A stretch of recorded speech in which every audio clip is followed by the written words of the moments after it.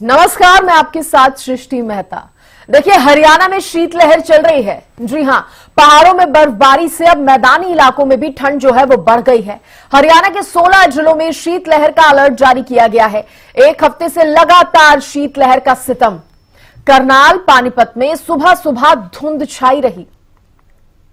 तो करनाल और पानीपत में तो सुबह की तस्वीरें अगर आप देख रहे हैं टीवी स्क्रीन पर, किस तरह से धुंध छाई रही और विजिबिलिटी काफी कम हो गई।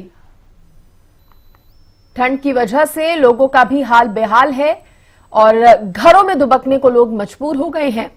पहाड़ों में बर्फबारी होने के कारण अब मैदानी इलाकों में भी जो ठंड है वो बढ़ी है। और इसी के साथ हरियाणा के 16 जिले खासतौर पर, जहां पर शीतलहर का अलर्ट जारी हुआ है। एक हफ्ते से लगातार शीतलहर का सितम जो है वो देखने को मिल रहा है। ये तस्वीरें बता रही हैं जिस तरह से विजिबिलिटी लगभग शून्य हो चुकी है और ठंड की वजह से सुबह सुबह कोहरा, अच्छा खासा कोहरा जो है वो देखने को मिला। पानीपत, करनाल की ये तस्वीरें जहां पर, और इसी के साथ ही 16 जिले हरियाणा के जहां पर शीतलहर का अलर्ट जारी हुआ है। तो ऐसे में लोगों को भी हिदायत दी जाती है कि अलाव का सहारा लें, ज्यादा से ज्यादा गर्म कपड़े पहने और ज्यादा ठंड में बाहर ना निकलें। फतेहाबाद, हिसार, भिवानी, रोहतक, झज्जर, चरखी दादरी, महेंद्रगढ़, रेवाड़ी, ये वो जगह पर हैं जहां पर शीतलहर का अलर्ट जारी हुआ है। गुरुग्राम, फरीदाबाद, मेवात, पलवल, 16 जिलों की हम आपको जानकारी दे रहे हैं जहां पर शीतलहर का सितम जो है अभी कुछ समय के लिए जारी रहेगा।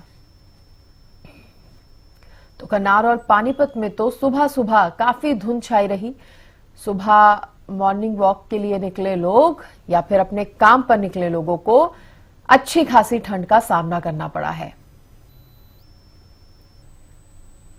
देखिए, यही मौसम होता है जिसमें जरा सी लापरवाही आपको बीमार कर सकती है। इसलिए जरूरी है कि घर से जब निकले तो सर और पैर जरूर ढके हों, अच्छे गर्म कपड़े पहन के ही घर से बाहर निकले।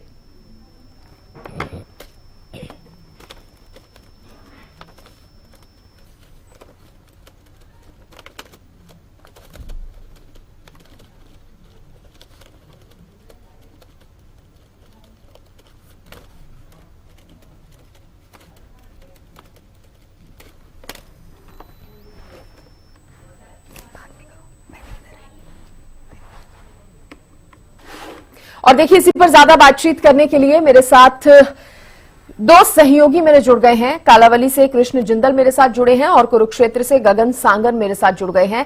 सबसे पहले मैं गगन आपका ही रुख करना चाहूंगी। बात हम कुरुक्षेत्र की करेंगे।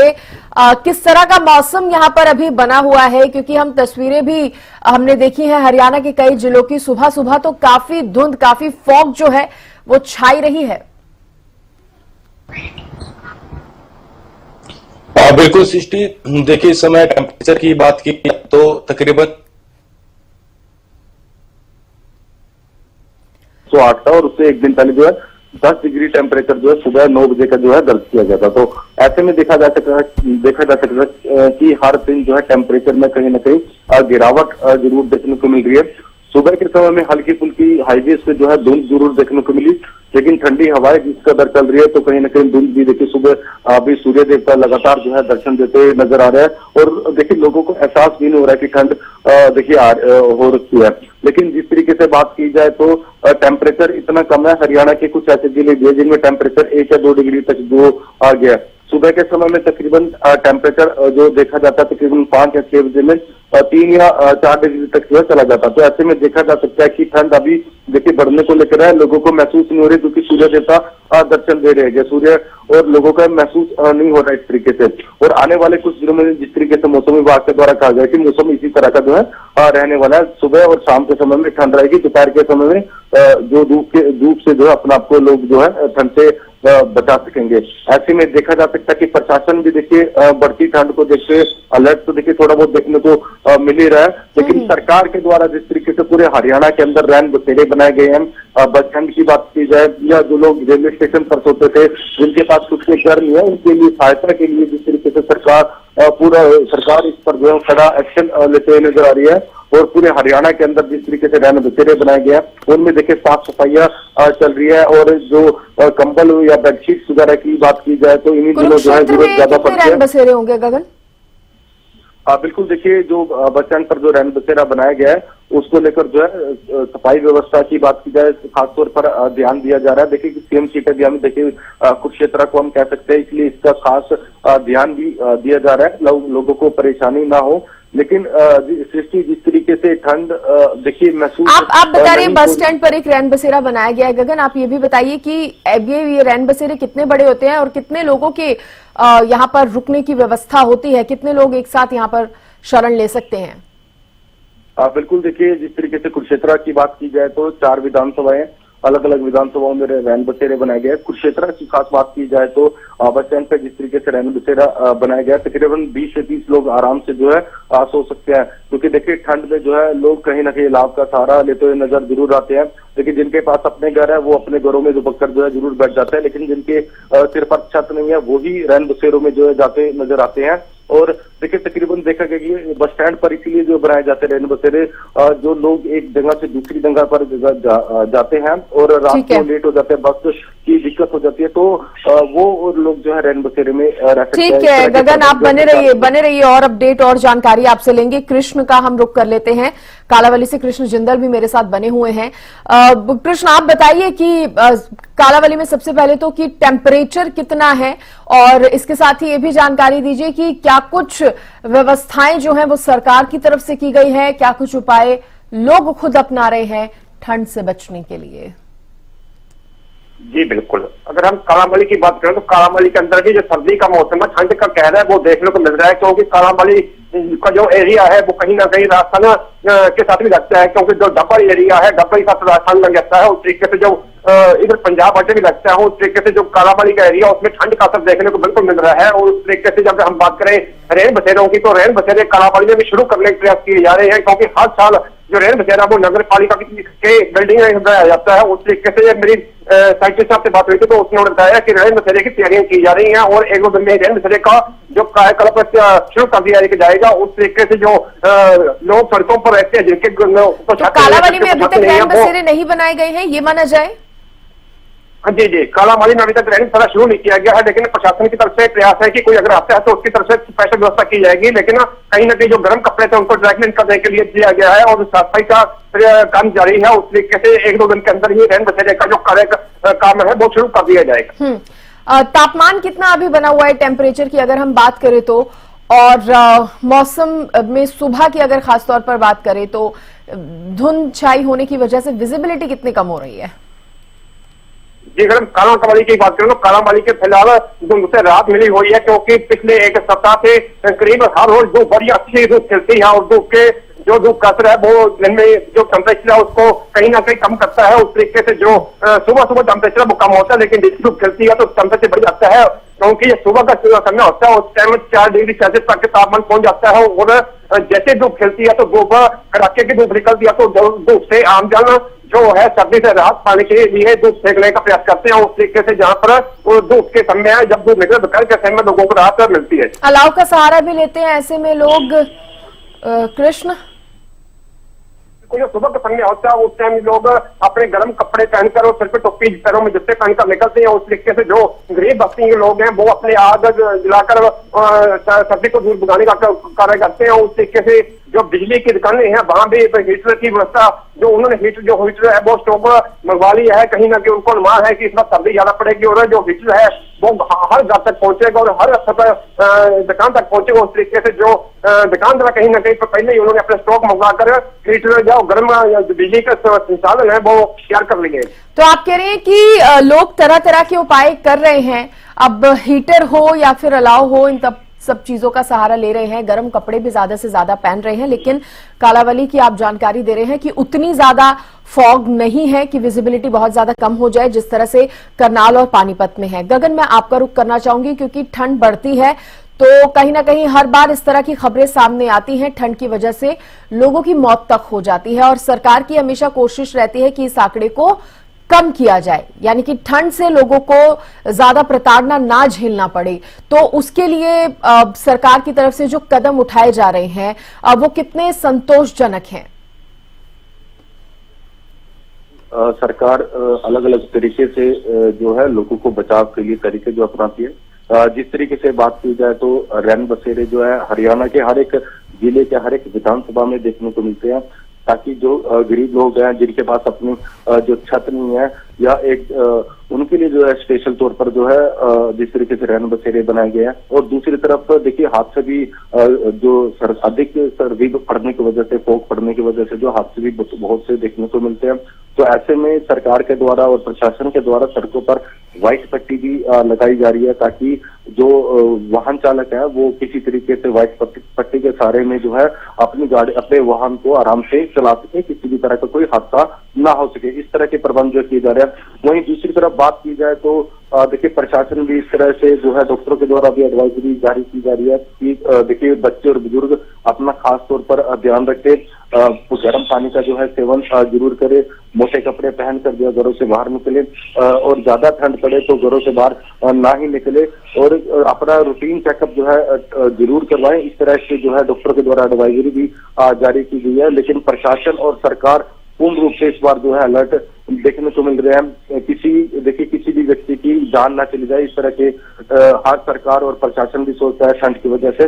लेकिन अक्सर देखा गया कि धुंध अधिक पड़ने की वजह से कई वाहन चालक इस तरीके से तेज गति से जो है चलाते हैं। ट्रैफिक पुलिस जो उन पर उन्हें जो खास ध्यान देना चाहिए। और जिस तरीके से जो कुछ आवारा पशु जो सड़कों पर बैठ रहते हैं और सामाजिक संस्थाओं के द्वारा जो है उन पर जो है रिफ्लेक्टर टेप भी लगा दी जाती है। तो प्रशासन के द्वारा भी जो पूरे प्रदेश के अंदर गौशाले बनाए जाए ताकि सड़क पर कोई हादसा ना हो जाए। ऐसे में देखिए ठंड अभी देखिए बढ़ने हादसा ना हो जाए ऐसे में देखिए ठंड अभी देखिए बढ़ने को लेकर ही है। प्रशासन के द्वारा कहा गया कि जो सूखी ठंड हम इसे कह सकते हैं कि ठंडी शीत लहर चल रही है। टेम्परेचर जो है सुबह के देखिए कुरुक्षेत्र जिले की बात की जाए, सुबह के समय में टेम्परेचर 3 या 4 डिग्री तक जो है रहता है। आने वाले दिनों में जो है 25 तारीख के बाद जो टेम्परेचर में और गिरावट आ सकती है ठंड बढ़ने को लेकर। और पूरे उत्तर भारत की बात की जाए तो जिस तरीके से पहाड़ों में बर्फ पड़ने की वजह से ही ठंड का प्रकोप जो है शीतलहर का प्रकोप देखने को मिल रहा है। और आने वाले दिनों में ठंड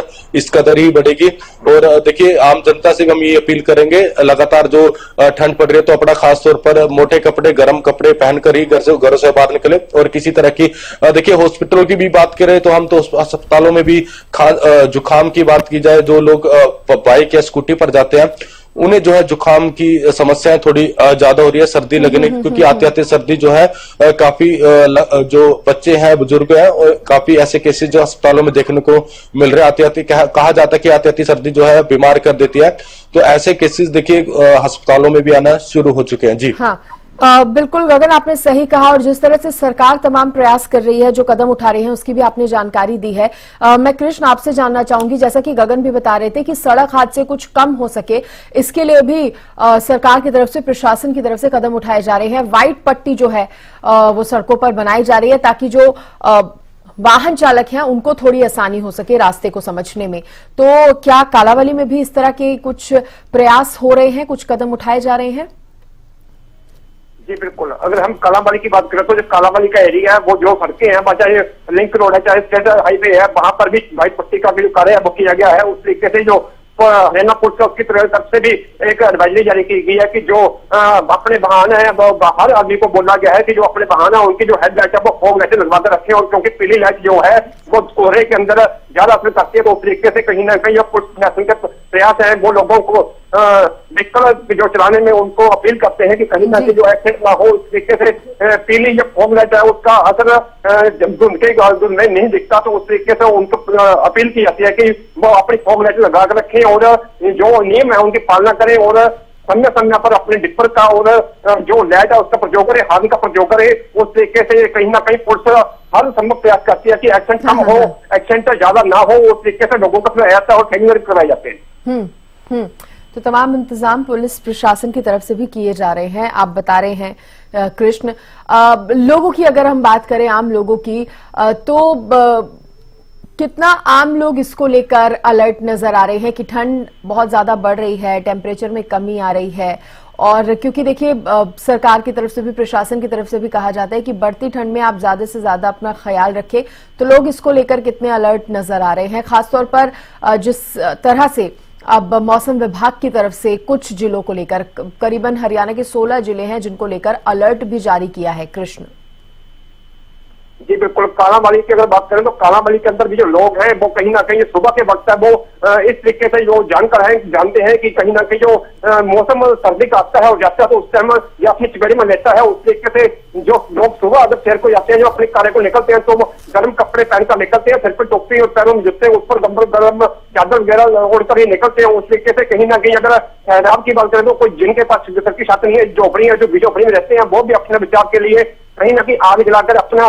सर्दी से बचने का प्रयास करते हैं। कहीं ना कहीं जो आमजन है वो तो अपने घरों में बैठकर वो अपने सर्दी से बचाव कर लेते हैं, लेकिन जो झोपड़ी वाले हैं उनके लिए जो सर्दी आफत बन जाती है, क्योंकि जो हमारा कालाबाड़ी का एरिया है वो कहीं ना कहीं जो एक पिछड़ा हुआ एरिया है और उस तरीके से जहाँ पर जो गरीब बस्ती है वो जो झोपड़ियां वो ज्यादा है। उस तरीके से जहाँ जो झोपड़िया के लोग हैं वो उनका रहने सहने का जो सिस्टम होता है वो कहीं ना कहीं एक बार ठप हो जाता है और उनको सर्दी जो आती है वो आफत बन कर आती है उनके लिए।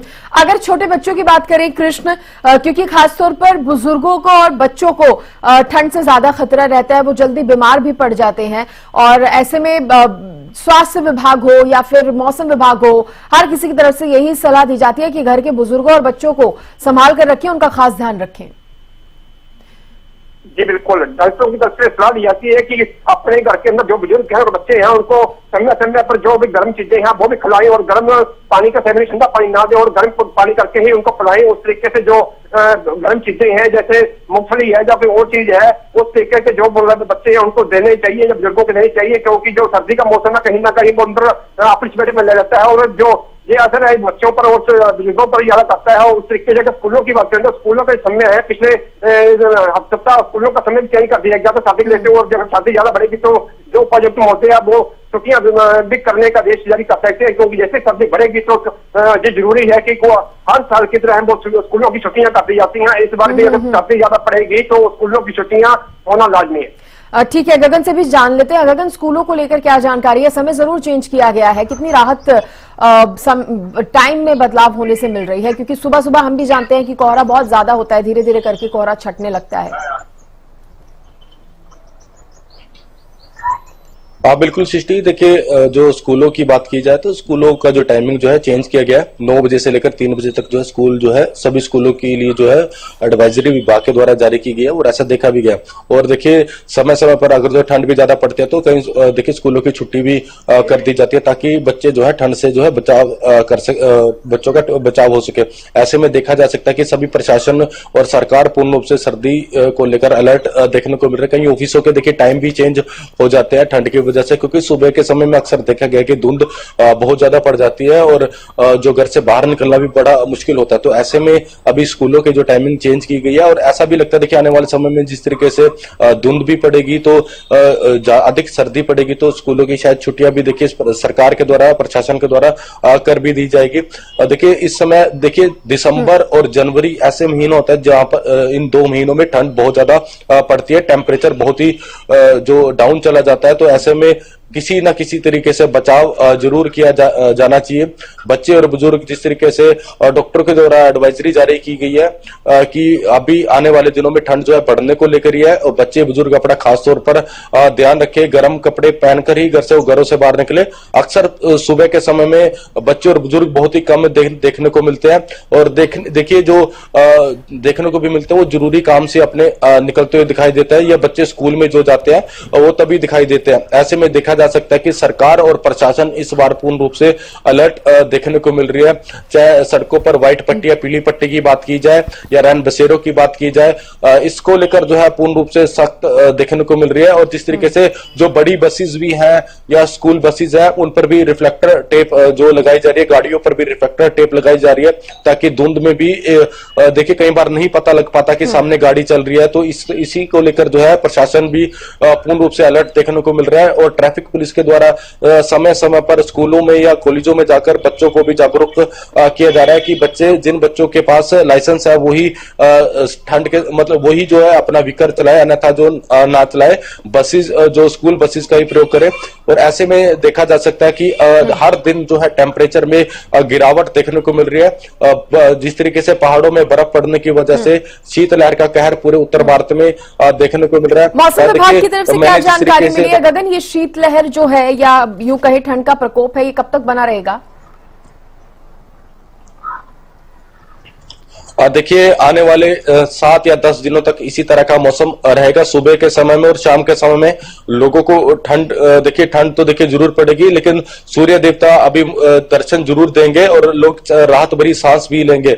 और 25 तारीख के बाद जो है मौसम में बदलाव देखने को मिल सकता है। जो मौसम विभाग के द्वारा एडवाइजरी जारी की गई है कि अपना ख्याल हमें खुद ही रखना पड़ेगा। और जो जिस तरीके से बात की जाए तो दोपहर के समय में धूप जरूर निकलेगी, लेकिन मौसम का कुछ नहीं पता। जिस तरीके से पहाड़ों में बर्फबारी हुई है, ठंडी हवाएं चल रही है, तो ऐसा भी माना जा रहा है कि कुछ ही दिन के बाद जिस तरीके से 25 दिसंबर जो मेन उस दिन देखिए बताया जाता है कि कहा भी जाता है, देखा भी गया है कि धुंध जो है बहुत अधिक बढ़ती है और ठंड भी बहुत ज्यादा होती है। अभी देखिए 10 दिन पड़े हैं, 10 दिन में देखिए बहुत कुछ हो जाता है।